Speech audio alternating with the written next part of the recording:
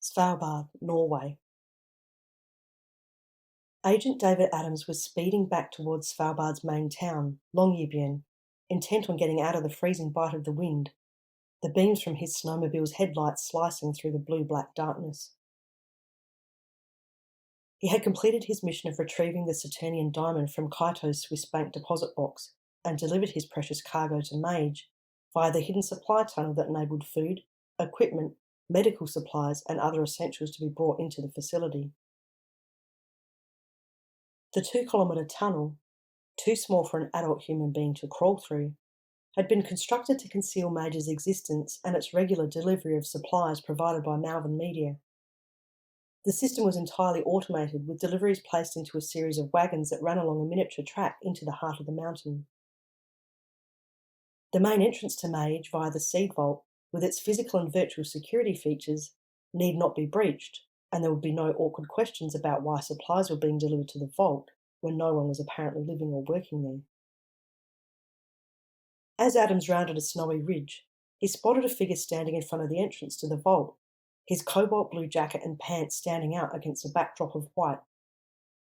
He cut the snowmobile's engine and lights. Fortunately, the howling wind was coming from the direction of the vault towards him, concealing the machine's sound. The lack of reaction from the figure in the blue jacket revealed he had not been alerted to Adams's presence. He seemed to be looking for a way into the vault.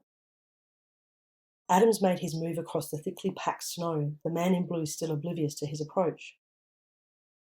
He had been briefed by Cato about other interests in the Saturnian diamond, but had assured the TIA director that once it was inside MAGE, the diamond would be secure.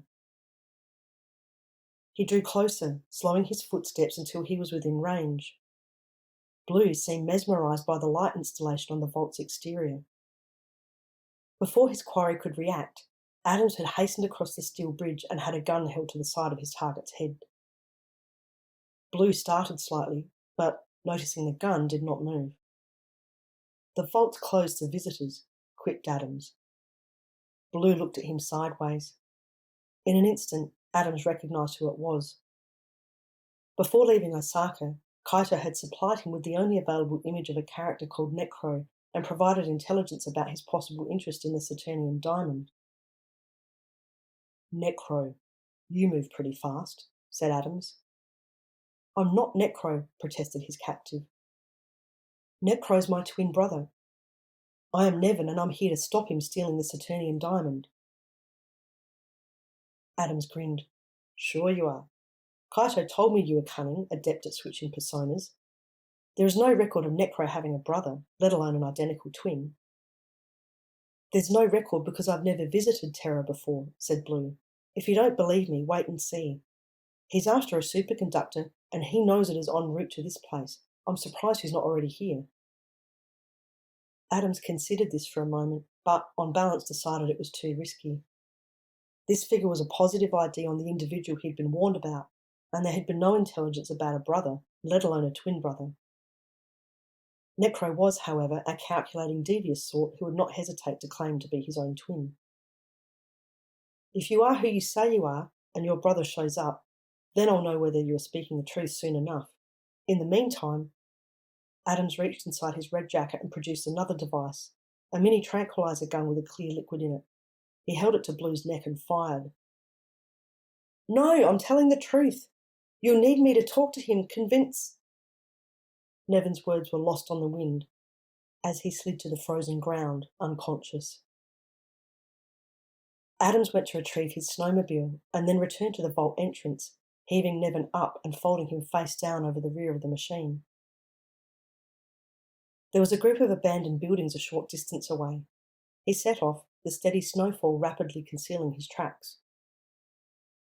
Adams dragged the drugged Nautilus inside one of the old wooden buildings, covered him with a thick woolen blanket from the snowmobile's storage compartment, and then rode back to the vault.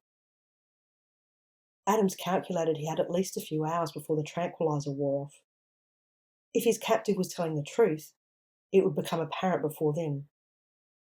If he was not, Then he had Necro immobilised. He parked a few hundred metres from the vault entrance and turned the snowmobile's engine and headlights off. He let his eyes adjust to the dim, blue darkness and settled into wait, his gaze fixed on the glittering beacon in the side of the mountain.